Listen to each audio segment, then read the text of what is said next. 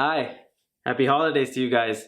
There's nothing in my cup, but it added to the atmosphere, right? December has arrived, and it's the time where everyone gets on YouTube, gets on Google, and decides to search up best Christmas movies to watch. But because of a lot of us are cheapskates or broke around this time, we add Netflix to that. And well, if you've already seen How the Grinch Stole Christmas, Mickey Mouse, Once Upon a Christmas, or Beethoven's Christmas Adventure, you might be Googling looking for what Netflix has to offer in the Christmas category. Well, I went ahead and watched every Christmas original that Netflix had to offer this time of the year that you could find right now on the streaming service. Why?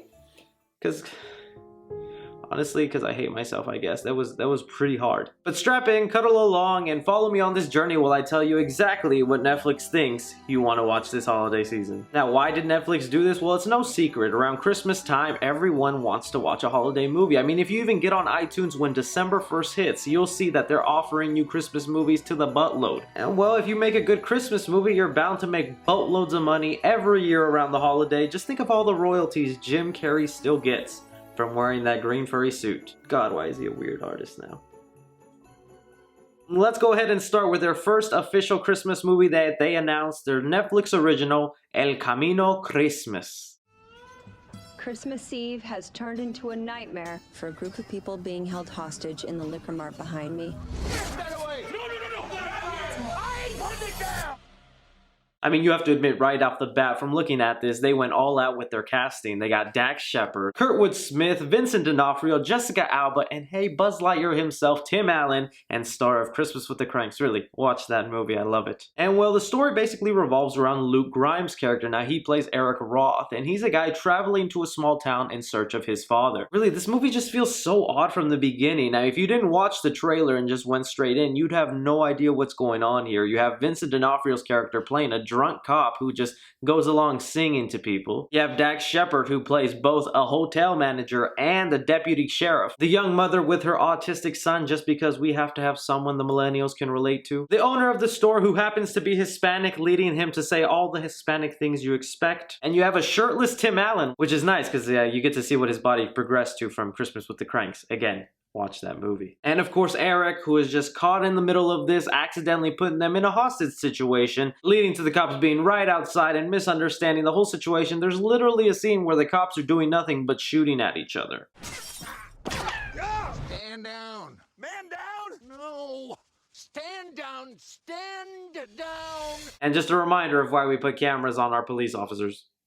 But really, this movie should just be renamed Murphy's Law, because anything that can go wrong goes wrong with this movie. Purely coincidental and unbelievable events just gather these group of people in a quickie mart. This movie was just really a hard thing to watch because it just gets horrible and horrible. The store owner gets shot out of a rage trying to stop the police from shooting, and what ends up looking dead. You have the police officer played by Vincent D'Onofrio, who ends up dead from his leg wound, which I mean makes sense. He was the dick in this movie. You have Eric's character finding out that Tim Allen was his father all along, and because of this fact, Tim Allen decides to sacrifice himself in a suicidal attempt in confronting the police. The movie ends on such a depressing note that I'm pretty sure when Netflix got their hands on this, they were like, no, let's change that ending so you get a title card telling you what they're doing. And well, it turns out the owner of the store survived, and well, he got millions of dollars for being wrongfully shot by the police. Eric is now with the young mother with the autistic son because him being charming and sweet cured the kid's autism. And Tim Allen's character will forever be remembered for Christmas with the Cranks.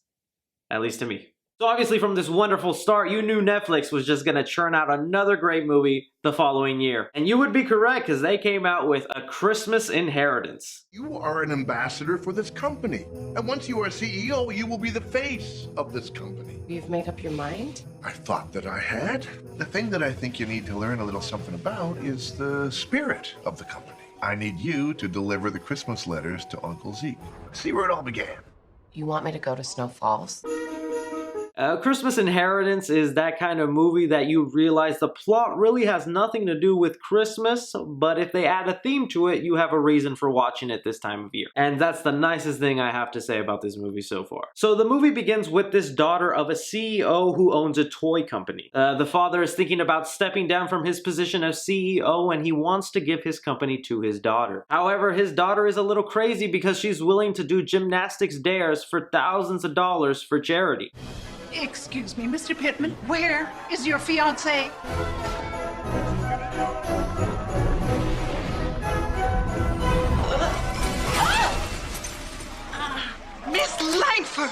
I mean, that's just crazy, right? That's not a good deed.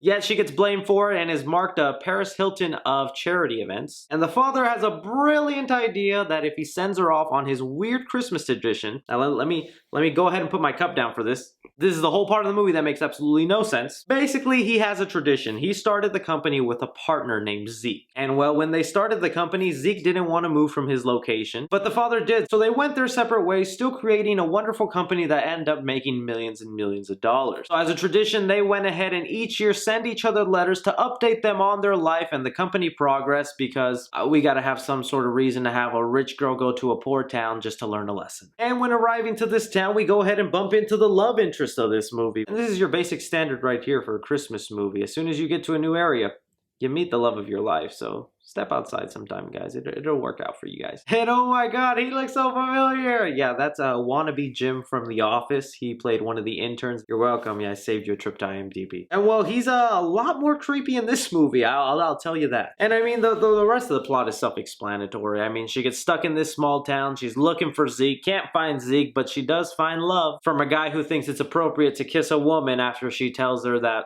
her mother passed away. I'm sorry. Yeah, that happened. I don't know who doesn't fall in love that way, really. Basically, the twist of the movie is that it was a test, obviously, and that Zeke had the letter all along, and it was going to read and announce that she is the new CEO when the father is stepping down, and her being in this small town for a few days realizes that, yeah, I can do this. Honestly, there's nothing really special here. There's nothing worth your time. If anything, you get the gist from the trailer, so if I didn't help you out, just check out the trailer. It tells you the whole movie. Moving on from there, we have to get a little diverse with our movies. We just can't always be in America and center around characters who come from New York. Forget Fashion Week. What do you know about the royal family of Aldovia? The king died last year, and the prince who's supposed to take over is a total flake. And scandalous socialite. Why me? You're talented, hungry, smart, and none of my regular writers can go this week. A Christmas Prince. Now this one actually tells the story of a journalist who works for a magazine company, much like People magazine, where they handling gossip and just ruining other people's life for the heck of it. Much like I'm doing to Netflix with this review. But I'm a small channel, so no one's really watching, right? And I'll be honest. This is the first one I liked. To me, it had the craziest story and ended up being the most heartwarming and Christmas-like movie. Basically revolves around Amber, the journalist I was mentioning, who goes off to a foreign country, Aldovia, and she's going to be covering a story about a man who is going to step up to be king. His father had just died the previous year, and it was his time to rule over the kingdom, but there's a rumor going around that he just loves the playboy life and he'd rather not rule, and it was going to be passed on to another family. So she was going there to just cover that story, and well, when that didn't go right, she decides it's best to go ahead and pretend to be a tutor, infiltrate the kingdom from inside, lie about who she is, stalks everybody, records, takes pictures when no one's watching, just being a real American spy. This obviously was terrible because she is no spy, and the little girl in this movie who happens to have a spine disorder finds out who she is. She tells the journalist that she'll keep her secret if she writes the truth about her brother, that he's not actually a playboy, that he's just nervous about ruling the kingdom and filling in the shoes of his father. And I mean, from there, you think you know the story, you know where it's headed, that obviously her and the prince are gonna fall in love, everything's gonna be good, and she'll end up being a queen. There's actually a few twists and turns to go here. It turns out the prince is adopted. And that just puts a whole pause on everything because that makes him a non-blood relative, and I'm talking about this movie as if it were some sort of Marvel movie and had hidden meanings. But this turns out to be a big oopsie for the family because their evil cousin comes in and steps up to be the new king. However, the twist of the movie is that the king the previous year went ahead and changed the law that, you know what, it doesn't matter if you're blood, you could be king either way. I'm pretty sure Loki would have appreciated that law in Asgard. But I mean, other than that, that was the only dumb thing about the movie. The rest works out fine. If you're actually looking for something simple and heartwarming that'll actually keep you awake for about an hour and a half, I recommend A Christmas Prince. I feel like things are starting to look good here. I mean, let's see what they came out next. I didn't want to give you this in front of everyone. It's an antique advent calendar. It was your grandmother's. She wanted you to have it. I'm ready. I've never seen you without a mouthful of cookies. How am I gonna say no to Miss Judy's bacon? So with a holiday calendar, this basically revolves around a magical calendar. All right, Christmas, magic, calendars. I can dig it. We have the main character of Abby, and she is a photographer, but she works for one of those local photographers that does passports and ends up taking more pictures of passports than holiday photos. It's really putting a damper on her dream, and she's deciding that this isn't what she wants to do with her life. She wants to take Tumblr-like photos that revolve around black and white images of shadows that remind me of when I was a teenage boy and was depressed. I mean, I don't know why people think that's photography. If I'm offending anybody and you're disliking the video right now, it's probably because you got one of those photos on your Instagram right now. I mean, it also doesn't help that her successful traveler blogger friend Josh comes back into town just reminding her of why her life just isn't all that great. Her grandfather seems to notice this and gives her a calendar that her grandmother, who has now passed away, thinks would have been best passed on to Abby. And from here, the advent calendar will open on each day leading to Christmas, revealing a toy that has an importance to Abby's day. So far, this sounds good, right? No. Because these little toys that come out of the holiday calendar are just average things you would see around Christmas time. Like a Christmas tree, decorations, a candy cane, a snowflake, all stuff that's obviously going to be around during the holiday season, but yet she sees it and thinks it's related to the calendar and calls it haunted. Even though the calendar has done no negative impact to her life other than what she believes it to be. Really all this is the calendar is trying to hint at who she should be with and fall in love with. She believes it's this doctor named Ty, but your boy Ty is a doctor and you know he's not just sticking to one woman. Abby realizes this and in an epiphany, just like the audience saw coming, knew that the calendar was hinting that she should be with her childhood friend Josh, who's the successful travel blogger that I'm sure has some dough. And the movie ends with her wondering if the calendar is magic, and my guess, even if it glows, that thing ain't magic, it's coincidental. But I feel like we have a saving grace coming up because that movie I liked, A Christmas Prince, they made a sequel. Loyal readers, it's been 349 days since I said yes to the love of my life, Richard Bevan Charlton, King of Aldovia. Somehow, through all this insanity, I'm still me, even though I'm about to become queen of a small country. A Christmas Prince, the royal wedding. So this movie actually takes place a year later, and after their engagement, they're ready to get married. And through the course of this year, they've been traveling back and forth from New York and Aldovia, but it's time for her to get married, become queen, and help her husband rule the kingdom of Aldovia. Now, looking into this movie, I had high hopes for it because, well, the first one was okay. I liked it. I didn't really have that many negative things to say about it. It was a cute, simple movie. You'd sit down and watch with your grandma and think, I love my grandma. Christmas is nice. Did you bake cookies? I love you a little less.